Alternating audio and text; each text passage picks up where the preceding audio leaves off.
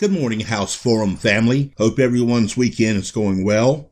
We are jumping on here today since it's Saturday and they haven't called the damn election. With that said, all evidence indicates that Biden will come out on top. I just ran across an article, I forgot from who, that was reporting that the Democratic Party talking heads were blaming progressives for not winning back the Senate. I call straight bullshit. As members of this forum, you will find our pinned post that clearly states without any ambiguity that this House finds both establishment parties equally corrupt. In fact, the Democratic Party talking heads need to sit down and shut the fuck up. Moreover, instead of casting blame on progressives, they need to take a good hard look in the mirror and snap to the reality that progressives and the non-white voter defeated Trump, not neoliberal corporatist Democrats like Joe Biden. While the race has not been called, the House of Public Discourse Forum will be challenging Joe Biden and other corporate Democrats to deliver, unlike Obama, on their promises. I will break down some research I've done that indicates with absolute clarity the enormous grassroots outreach that only they could credibly manage. Progressive activists were a key part of the de facto united front to defeat Trump. Welcome to the House Forum Live. I'm your host, Johnny Hill. You're inside the Progressive Talk Zone with House of Public Discourse founder and host, Johnny Hill.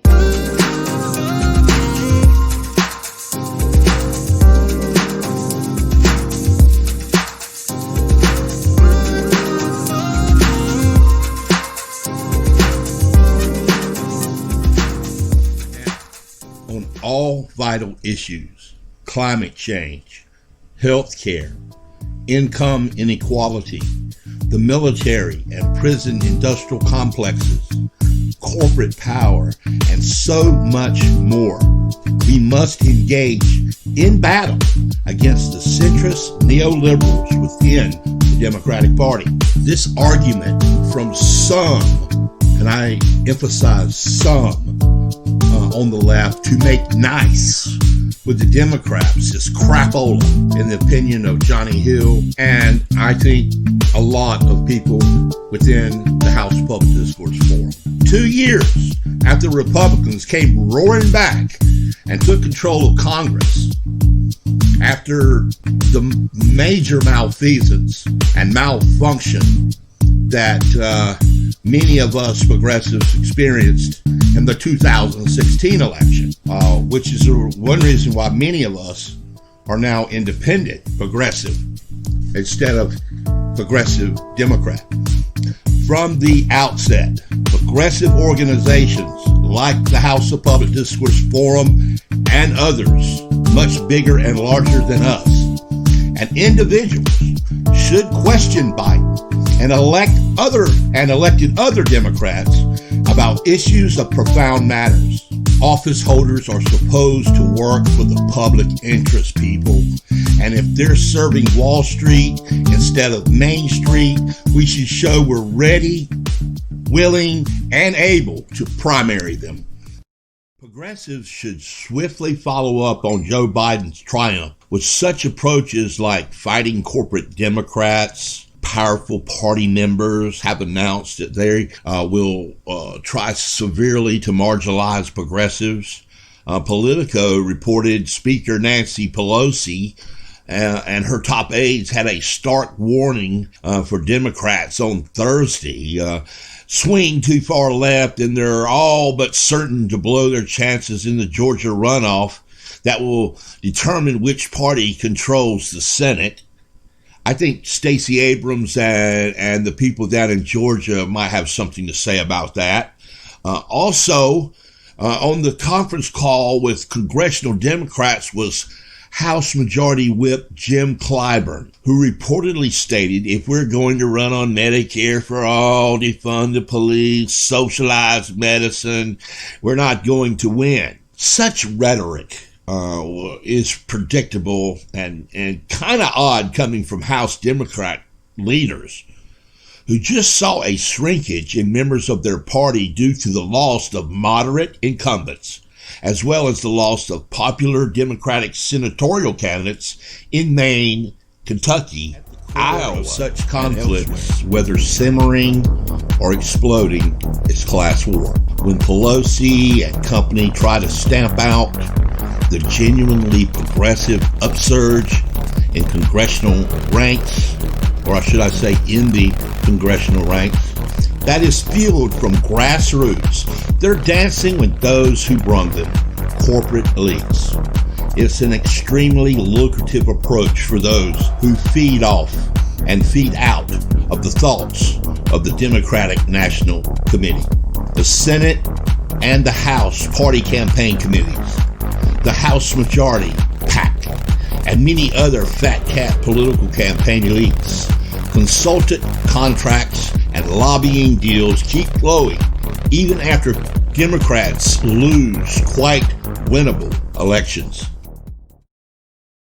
Joe Biden almost lost this damn election, and while the Biden campaign poured in vast financial resources and vague, flowery messaging that pandered to white suburban voters, relatively little was focused on those who most made it possible to overcome Trump's election night lead: people of color and the young. And let's add first-time voters.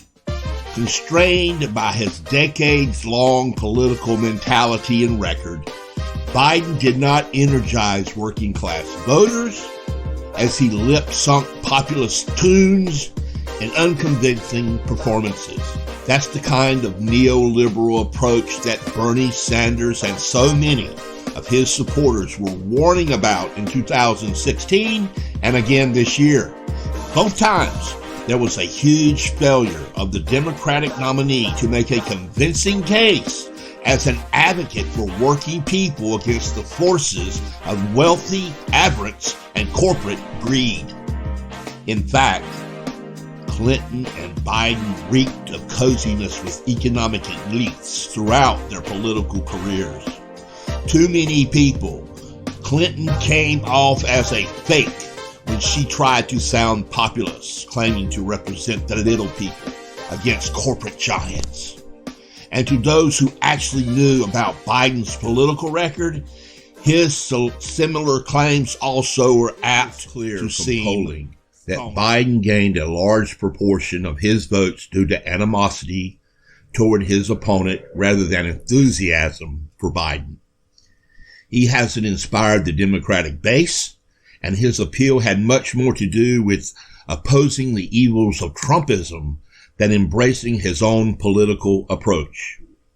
More than ever, merely being anti-Trump or anti-Republican isn't going to be enough to move Democrats and the country in the vital directions we need, according to our research here in the House of Public Discourse. Without a strong progressive program as a rudder, the Biden presidency will be awash in much of the same old rhetorical fourth and status quo positions that have so often caused Democratic incumbents to founder, bringing on GOP electoral triumph. Looking ahead, we need vigorous successors to the New Deal of the 1930s and the Great Society programs of the mid-1960s that were implemented even though politically and budgetarily hampered by the Vietnam War. Set aside the phrase "if you want to, but we need some type of democratic socialism," as asserted by Dr. Martin Luther King in the last years of his life. The ravages of market-based solutions are all around us. The public sector has been decimated, and it needs to be revitalized with massive federal spending that goes way beyond occasional stimulus packages. The potential exists to create millions of good jobs while seriously addressing the climate catastrophe. If we are going to get real about ending systematic and massive income inequality and racism, we're going to have to fight for it and achieve massive long-term public investments financed by genuinely progressive taxation and major cuts in the military budget.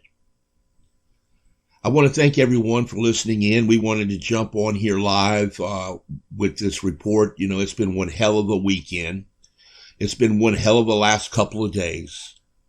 I think we've all had a chance to enjoy the fact that we don't have the orange buffoon going to be in the White House any longer, but there's much contention going on between now and when President-elect Biden takes office. But there's one thing for sure from a true progressive standpoint. Progressives have got to stand up and start fighting like living mad dogs to make sure that these corporatist elitists who make all these bold promises and all these wonderful acclamations or proclamations, I should say, on the campaign trail to get our votes, that we hammer them down like a hammer to a nail. Thanks for joining in to the House of Public Discourse Forum Live with Johnny Hill. And we love every single one of you here in the House of Public Discourse Forum. Where our house is your house.